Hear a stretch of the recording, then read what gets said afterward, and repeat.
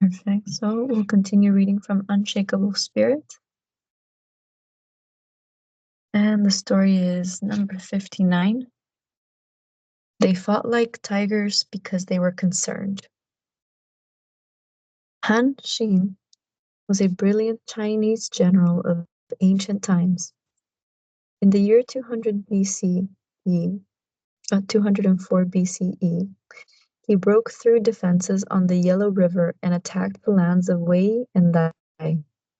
He captured alive the king of Wei and Dai, the prime minister Xiao Shu, and then, piling victory on victory, swept on to the kingdom of Zhao. Chen Yu, the Zhao general, was undismayed.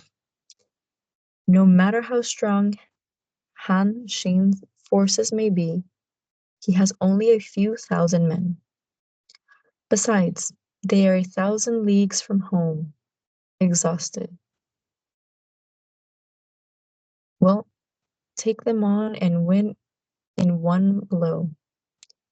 He lay in wait for Han Xin with a massive army of 200,000. Though accurate in his assessment, Chen Yu overlooked one thing: Han Xin's genius in deploying troops. That was the mistake of his lifetime. Han Xin had his troops across the river so that they would be fighting with their backs to it, literally burning their bridges behind them. When the Zhao general saw this from afar, he laughed in scorn, as the plan violated a basic principle of warfare. Common sense dictated that an army fighting defensively by a river should camp on the side away from the enemy so that the river would be an obstacle, reducing the enemy's strength. The Zhao army attacked in full force, but with the river at their backs and nowhere to go, Han Xin's army fought ferociously, and the tide of battle turned against the Zhao.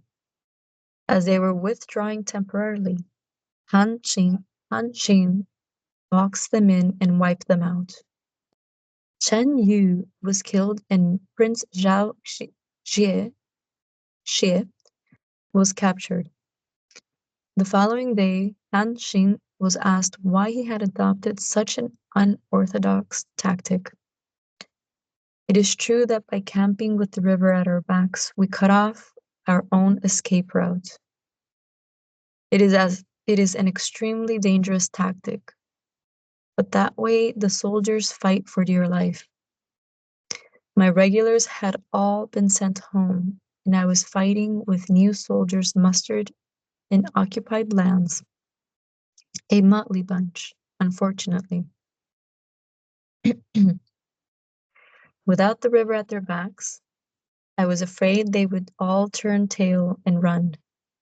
I had no choice but to put them where I did. They fought like tigers because they were cornered, and that's how they were able to annihilate the Zhao army that had been so invincible. All the generals present were deeply impressed. Resolution in the face of death opens a way. And so our story today is a great example of the capabilities that we have when there's no turning back.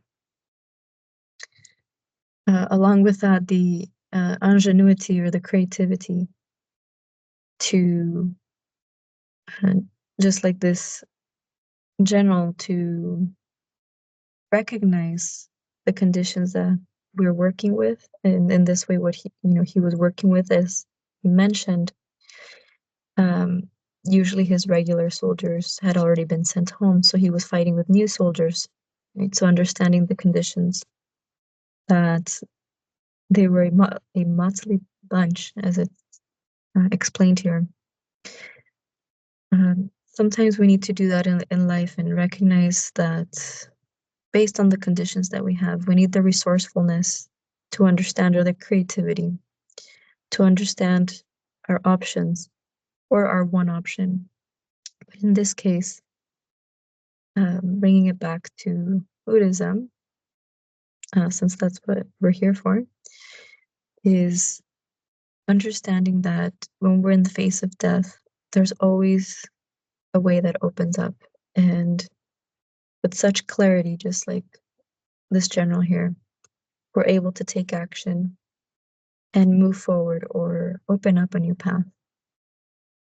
Or not so much a new path, but a path which, as we learn through through listening to the Dharma, is our paths are unique in our own ways. So they are unique to us, with the understanding the destination is the same.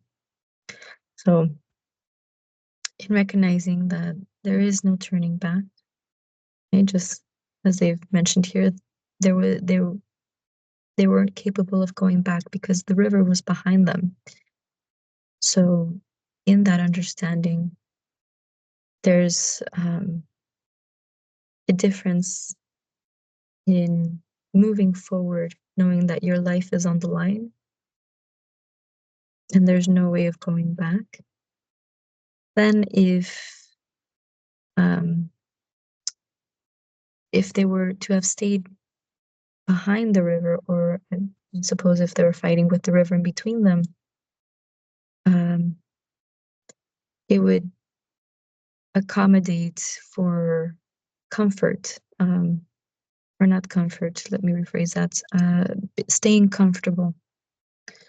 So this story reminds us how if we keep moving towards the path, trusting the guidance of Amida Buddha,